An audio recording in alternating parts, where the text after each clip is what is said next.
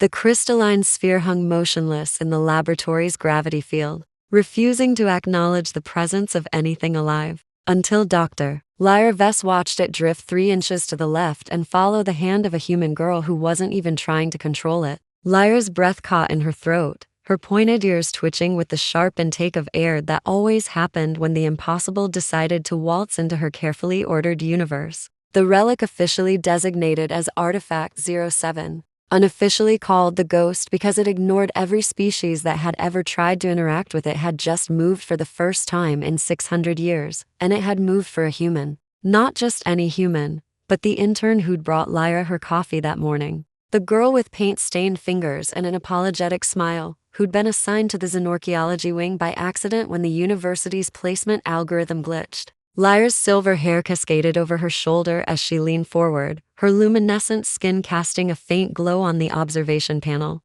"Don't move," she whispered, though whether to the girl or the relic, she couldn't say. Emma Chen stood frozen, her dark eyes white as moons, her hand still extended where she'd been gesturing while telling some story Lyra had only been half listening to. Emma said, her voice small in the vast laboratory. "Why is it doing that?" The sphere rotated slowly, its surface rippling with patterns that resembled water and starlight. And when Emma lowered her hand, it descended with her movement, maintaining the exact same distance from her palm. Lyra's mind raced through 17 different hypotheses in 3 seconds flat, discarding each one as the data refused to fit. She'd been studying the Ghost for years, ever since the exploration vessel Meridian had pulled it from a dead world in the Epsilon sector. A world that had belonged to the Precursors, the ancient civilization that had vanished 10,000 years ago, leaving behind mysteries and technologies that made modern science look like children playing with building blocks. Lyra circled the platform,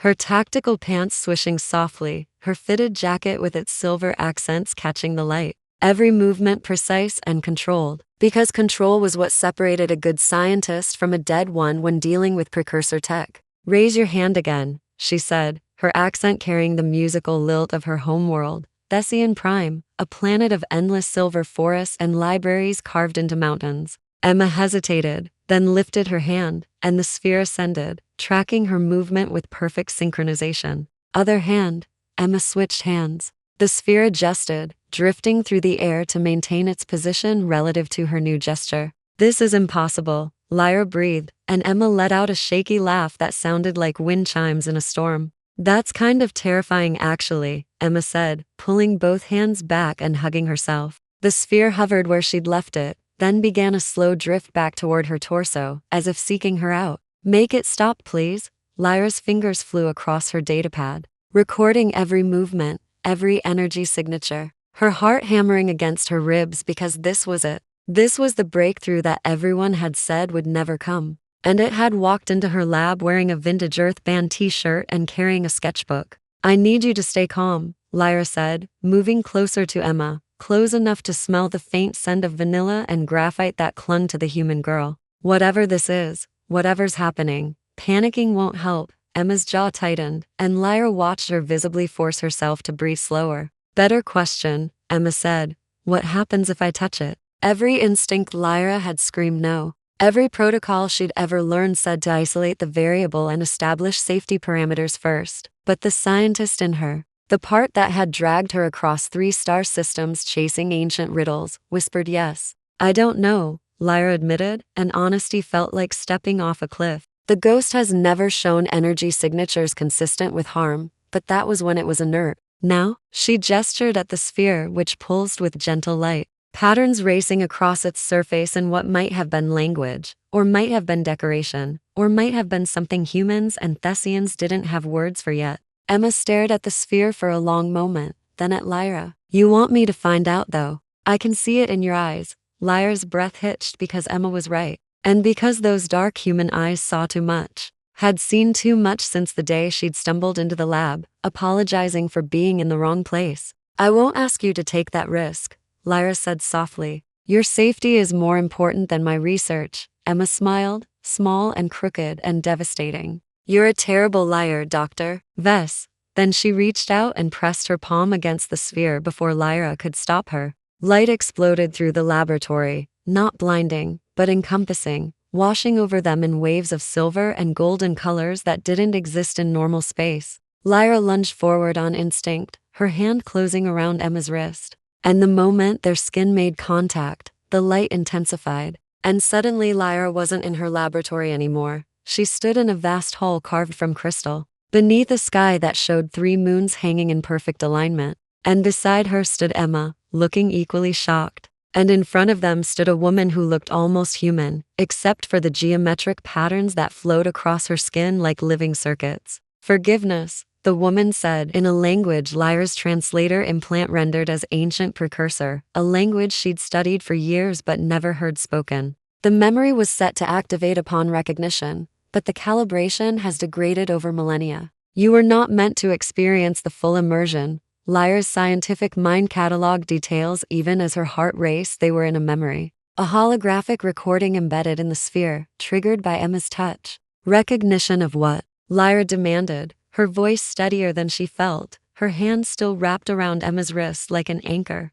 The Precursor woman smiled sadly. "The Inheritors. We knew we were dying, our civilization crumbling under the weight of our own hubris. We built the markers," she gestured, and 1,000 spheres like the ghost materialized in the air around them to find those who would come after. Those who carried the resonance. Emma's voice was barely a whisper. "What resonance?" The woman looked directly at Emma, and her eyes held the depth of oceans and the distance of stars. "We were artists before we were conquerors, dreamers before we became destroyers. The markers seek the echo of what we lost, the ability to create beauty for its own sake, to imagine without purpose, to wonder without agenda. Your species calls it art. We called it the first language. The tongue that speaks directly to the soul." The patterns on her skin pulsed, and Lyra saw images flow through the crystal hall. Precursors painting with light, sculpting with sound, writing poetry in the fabric of space-time itself. "We encoded the markers with a simple instruction: find those who still speak the first language, regardless of species, regardless of form.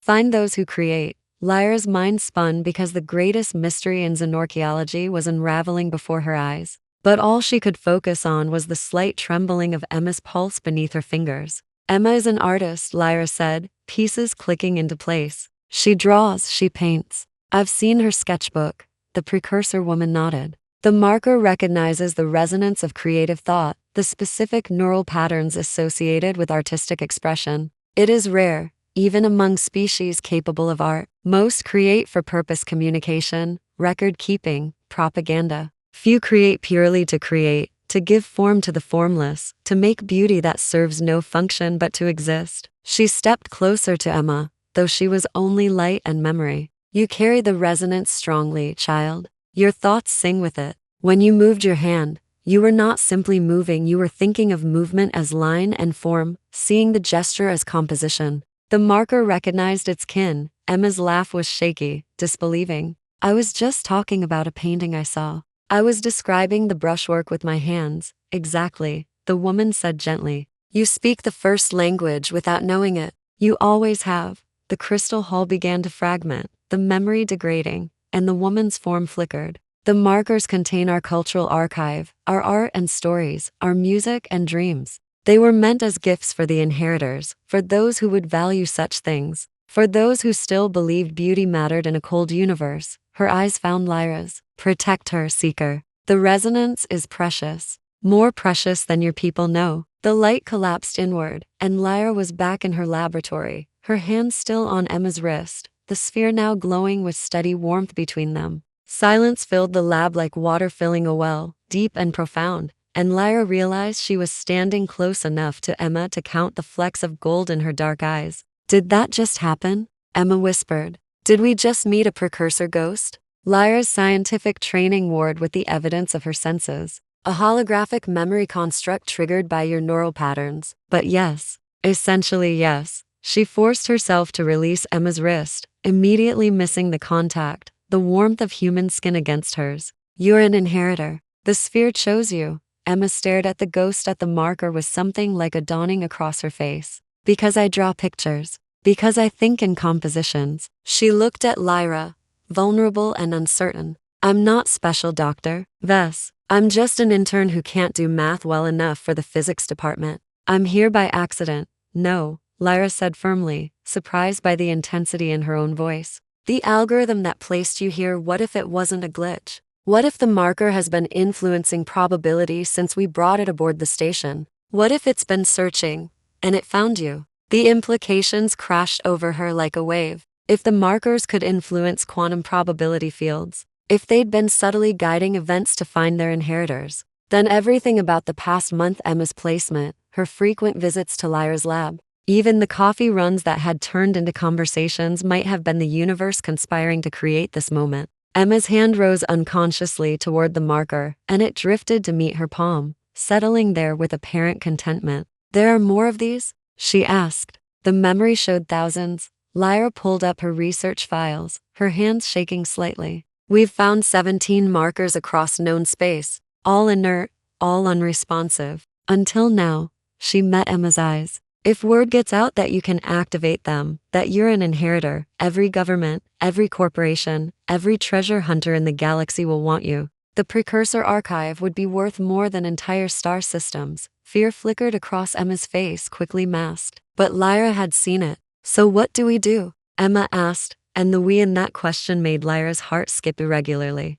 We run every test I can think of to understand this connection, Lyra said, her mind already racing ahead to protocols and procedures. We document everything. We learn what the archive contains. And she stopped, really looking at Emma, seeing past the scientific marvel to the frightened girl holding an alien artifact in a laboratory far from Earth. We make sure you're safe, Lyra finished quietly. That comes first. Emma's smile was small but genuine. You really mean that? I don't say things I don't mean, Lyra replied. And it was true, brutally true. Which was why she didn't say what else she was thinking, that the thought of Emma in danger made her chest tight. That somewhere between coffee runs and conversations about art versus science, the human girl had become more than a research subject, more than a colleague, something Lyra didn't have words for yet. The marker pulsed, and suddenly sound filled the laboratory, music without instruments, melody that existed as pure mathematical harmony, and beneath it, a voice singing in the first language.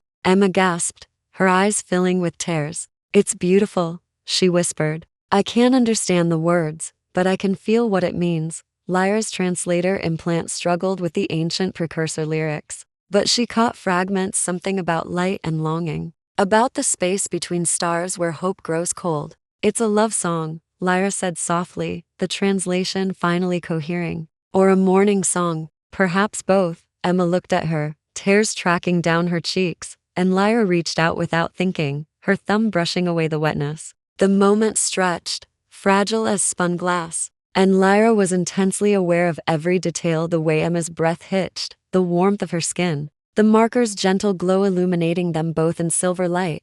Why does it make me want to cry? Emma asked, her voice breaking. Why does music from a dead civilization feel like it's reaching into my chest? Because that's what art does, Lyra said, her hand still cupping Emma's cheek, her scientific objectivity abandoned somewhere between one heartbeat and the next. It transcends time and species and death itself. It speaks the first language, the one we're all born understanding. Emma leaned into her touch, just slightly, and Lyra felt the weight of every wall she'd ever built around herself trembling. She'd spent her life chasing the past, studying the dead, keeping everyone at arm's length, because loss was easier when you never let anyone close. But Emma had slipped past her defenses with sketchbooks and questions and a smile that made even the laboratory feel warm. I'm scared, Emma admitted, barely audible over the precursor song. I don't know what happens next. I don't know what this makes me.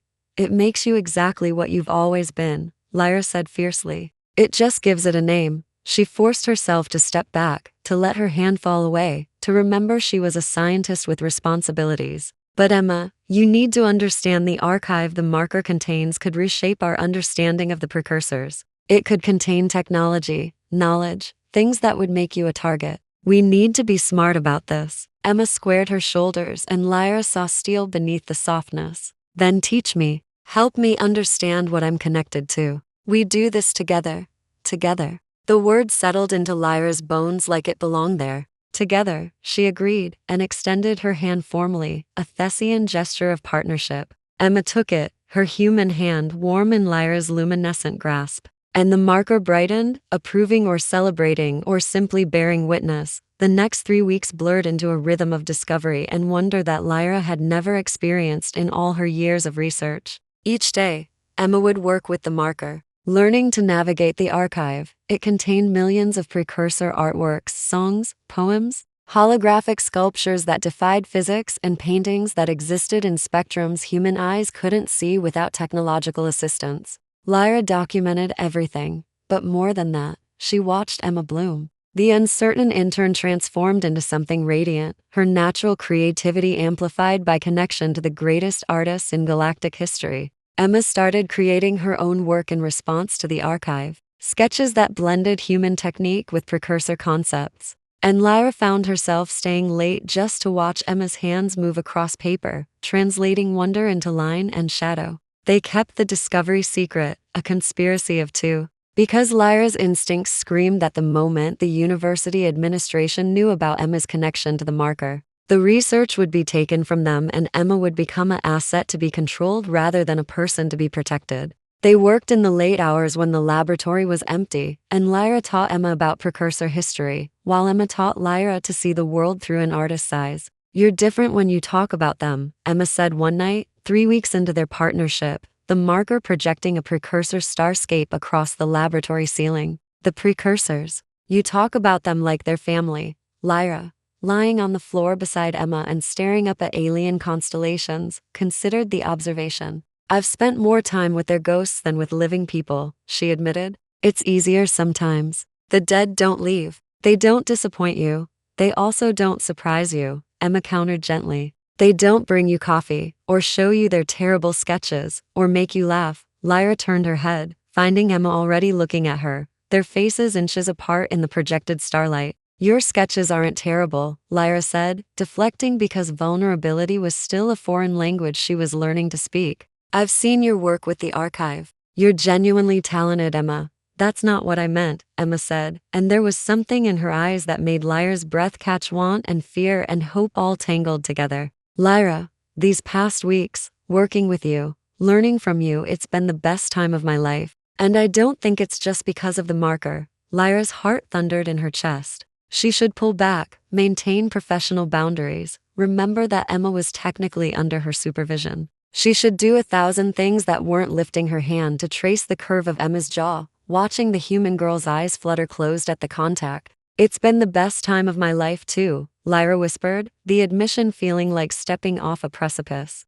"And it terrifies me." Emma's eyes opened, dark and deep. "Why?" "Because I don't do this," Lyra said, gesturing helplessly between them. "I don't let people in. I don't feel like this. My work is my life, and it's enough. It's always been enough. Except now it's not, and I don't know what to do with that." The precursor stars wheeled overhead, and Emma reached up, her fingers threading through Lyra's silver hair. "Maybe you don't have to know. Maybe you just have to feel." It would have been so easy to close the distance between them, to let the want win. But Lyra had spent her life being careful. "I'm your supervisor, technically. The power dynamic is barely existent since I'm only here by accident and we both know I'm terrible at actual archaeology," Emma interrupted. "Lyra, I'm not asking for anything you don't want to give, but I need you to know I see you. Not Dr. Vess, the brilliant scientist, though you are brilliant. I see Lyra, who gets excited about pottery shards and forgets to eat when she's working and makes this little humming sound when she's thinking."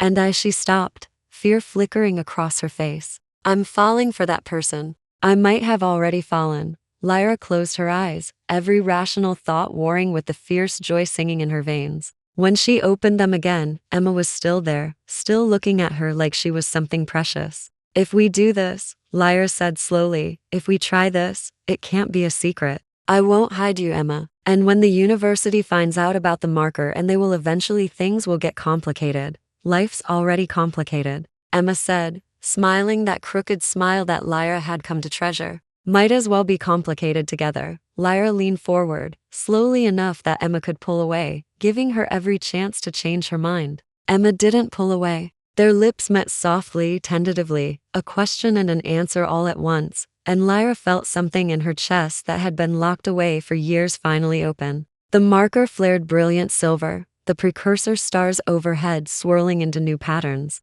And distantly, Lyra thought that maybe the ancient civilization had built the markers for this, too, not just to preserve their art, but to bring together souls that spoke the same language across the vast loneliness of space. When they finally pulled apart, Emma was crying again, but this time she was laughing too. The marker approves, I think. Lyra touched her forehead to Emma's a Thessian gesture of intimacy and trust. The marker has excellent taste. They lay there under alien stars, hands intertwined. And Lyra felt something she hadn't felt since she was young enough to believe the universe was full of magic rather than just mathematics. She felt hope. But the universe, she had learned, had a cruel sense of timing. The laboratory doors burst open, light flooding in, and Lyra and Emma scrambled to their feet to find Director Callis standing there with a security team, his expression hard. Dr. Vess, Callis said, his tone clipped and cold. Care to explain why Artifact 07 is active and transmitting signals across 3 sectors?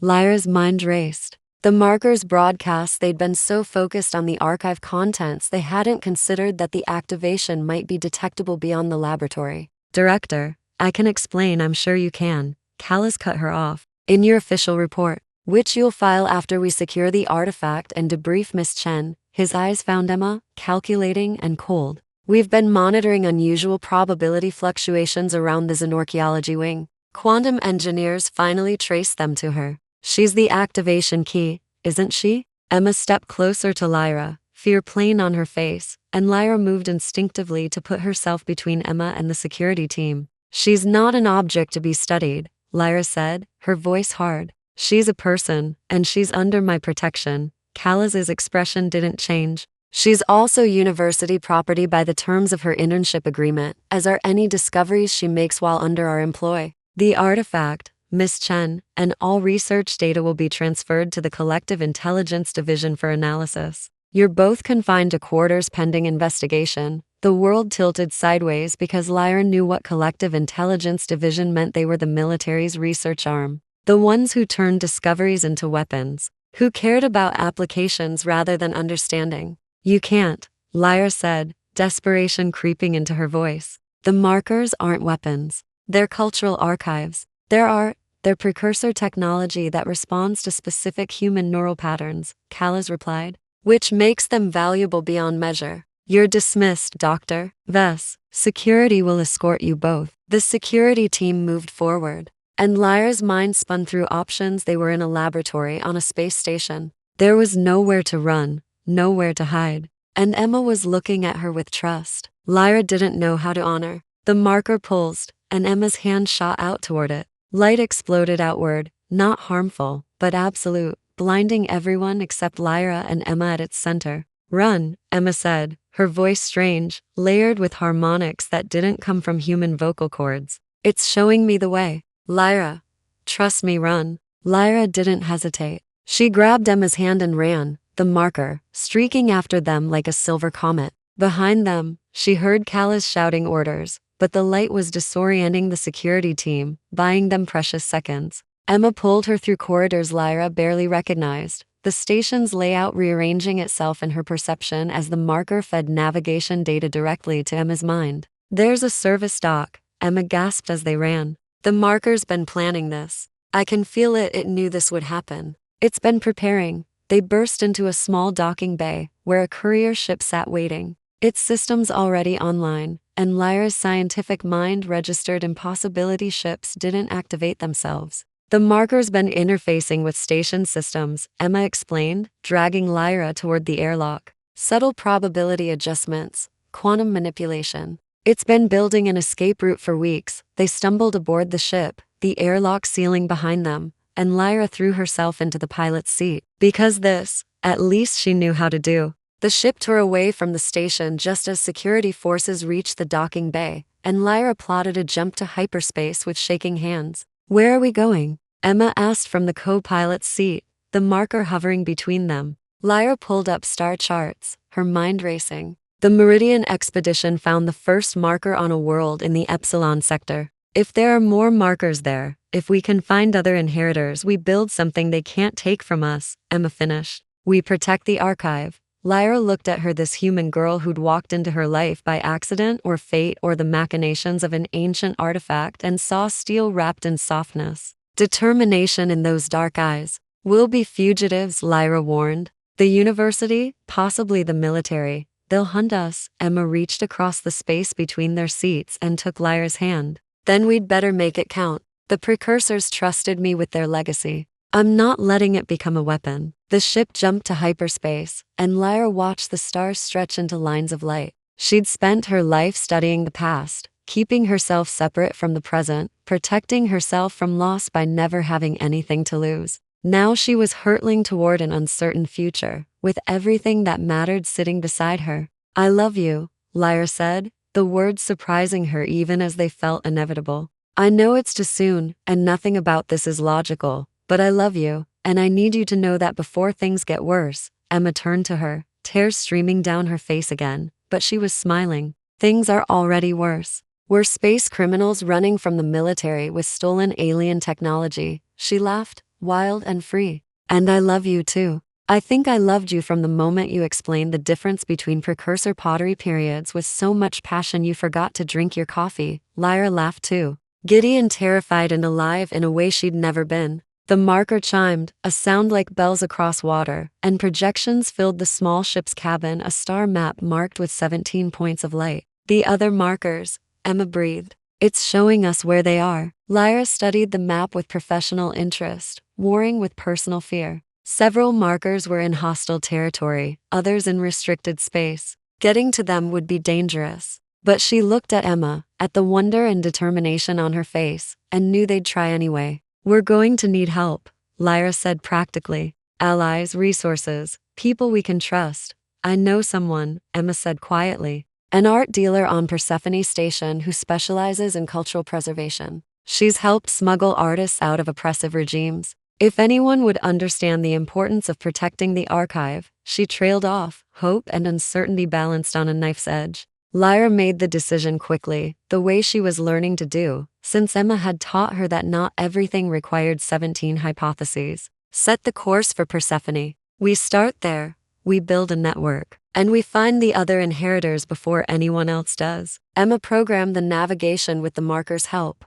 and Lyra watched her work, marveling at how seamlessly girl and ancient technology had integrated. "You know what the precursor woman said in the memory?" Emma said softly, not looking up from her work. "About the first language being what they lost." Lyra remembered art without purpose, beauty for its own sake, creation without agenda. "Yes. I think she was wrong about one thing," Emma continued, finally meeting Lyra's eyes. "It's not lost. It's just rare. And maybe that's why the markers matter so much, not because they're precursor technology or valuable artifacts, but because they're proof that beauty matters. That art and music and stories aren't luxuries. They're what make us alive instead of just existing." Lyra felt something shift in her understanding. The scientist in her recognizing a truth the evidence had been pointing to all along. "The precursors fell because they forgot that," she said slowly. "They became conquerors and builders, and forgot to be dreamers. The markers are their apology letter to the universe.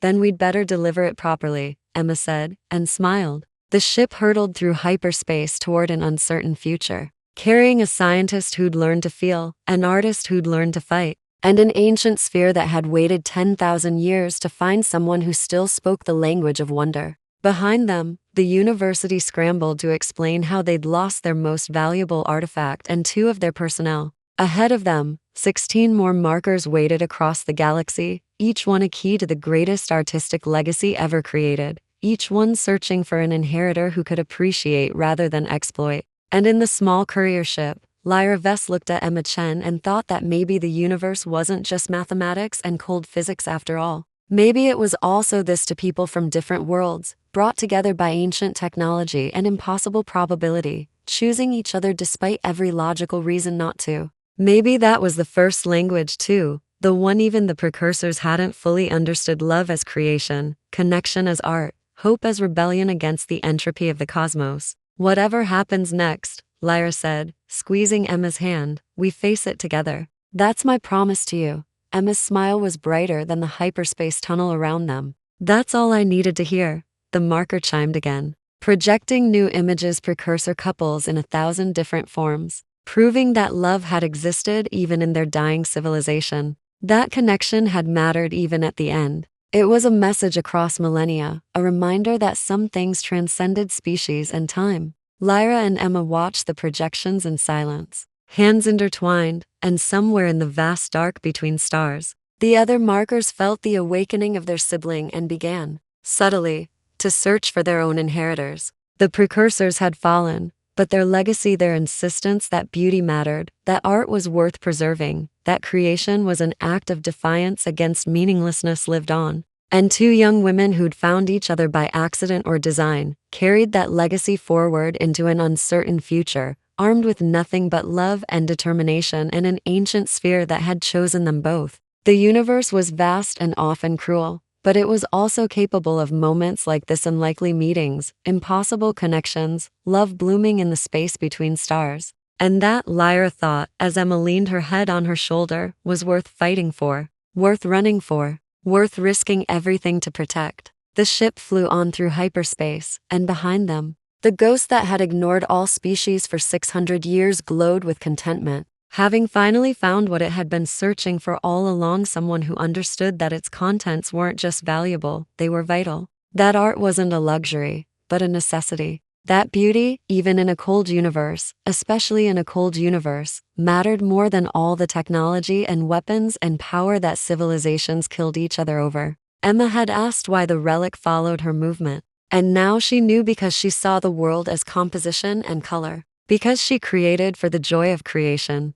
because she spoke a language older than words. And Lyra, who'd spent her life translating dead civilizations, had finally found someone who helped her understand what they'd really been trying to say all along. Not how they'd lived or how they'd died, but why they'd created beauty in the face of oblivion. Why they'd left messages for inheritors they'd never meet. Why they'd believed that somewhere, someone would still care about the things they'd loved. That someone was Emma, and Lyra would spend the rest of her life making sure Emma had the chance to prove the precursors right, that their art mattered, that their language still spoke, that beauty could outlast empires and echo across eternity. Together, they'd find the other markers. Together, they'd protect the archive. Together, they'd prove that the first language wasn't dead, just waiting for the right voices to speak it again. And if the universe wanted to make that difficult, well, Lyra thought with a smile, the universe had clearly never met a determined archaeologist and an artist who just discovered she could make ancient technology dance to her thoughts. They'd figure it out. They had to, because the alternative was letting the dreamers be forgotten. And that was one ending Lyra refused to accept. The ship's computer chimed, indicating they were approaching the exit point from hyperspace. Lyra's hand found Emma's again, and they faced the view screen together, ready for whatever came next. Behind them, the marker pulsed with light like a heartbeat, alive and awake after millennia of silence. And across the galaxy, in hidden places and forgotten worlds, 16 other spheres waited in the dark, patient as only ancient things can be, ready to find their own voices, their own inheritors, their own chance to prove that some things: art, love, beauty, wonder were worth crossing eternity to preserve.